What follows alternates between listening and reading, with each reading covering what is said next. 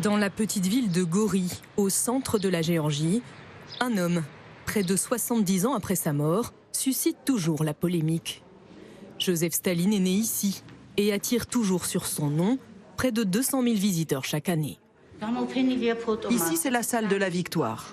Vous voyez les photos de son enfance, de son passé révolutionnaire, de la Deuxième Guerre mondiale. Dans ce musée, resté figé à l'ère soviétique, quasiment pas un mot de la grande terreur des années 30, du goulag et des millions de victimes du régime stalinien. Le terme dictateur n'apparaît nulle part. Une glorification du petit père des peuples qui n'est pas du goût de cet historien. Ce musée est une honte pour la Géorgie. Il glorifie l'un des pires dictateurs au monde, qui en plus a lancé l'invasion soviétique de la Géorgie, pays indépendant et démocratique jusqu'alors. Il ne pourrait évidemment pas y avoir de musée Hitler en Autriche, alors il ne peut pas y avoir de musée Staline ici.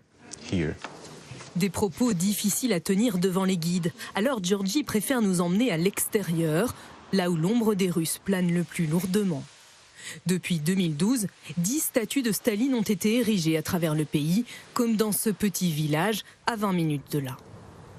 Le récit que les Russes essaient de distiller est très simple. Cet homme est parti de rien, originaire d'un pauvre petit village, d'une famille sans le sou, et il a gagné la guerre.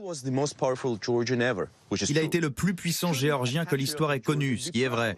Et vous, Géorgiens patriotes, vous ne devriez pas être fiers ? Et ça marche. C'est comme ça que l'énorme machine de propagande russe se déverse jusqu'ici.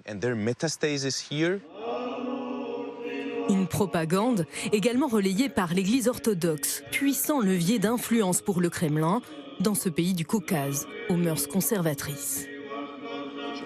En juillet dernier, devant le Parlement de Tbilissi, des manifestants nationalistes et homophobes étaient venus empêcher par la violence une gay pride, notamment à l'appel de l'Église, suscitant l'écornement de cet ancien séminariste, aujourd'hui dans l'opposition.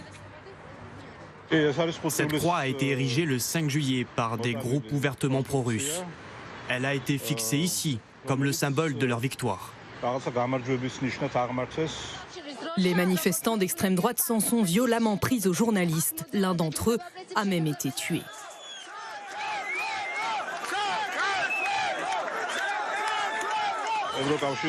Comme vous voyez, ils ont déchiré le drapeau européen en petits morceaux.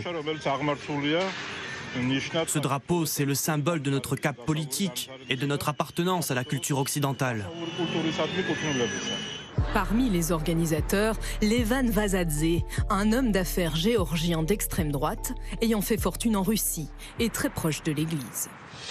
À Tbilissi, il finance un média ultra-conservateur présenté comme alternatif. Altinfo ne cache pas son admiration pour le maître du Kremlin. L'Occident cherche à nous faire taire, à nous marginaliser. Poutine est un empereur, une autorité verticale. Personne ne l'empêchera d'avancer. On a annoncé les victoires du Brexit et de Donald Trump avant même qu'il ne l'emporte. Et c'est à cause de ces pronostics qu'on nous accuse d'être des agents de la Russie. On explique qu'en France, il y a Le Pen, en Italie, Salvini. En Europe aussi, il y a des droites conservatrices. Ce n'est pas seulement le règne de l'immoralité et des opinions libérales. Forts de leur financement, ils viennent tout juste de lancer leur parti politique, baptisé le Mouvement conservateur. Nous, on pense que la Géorgie n'intégrera pas plus l'OTAN que l'Union européenne. Personne ne veut de nous là-bas, c'est très clair. La géopolitique dans notre région est dictée par la Russie.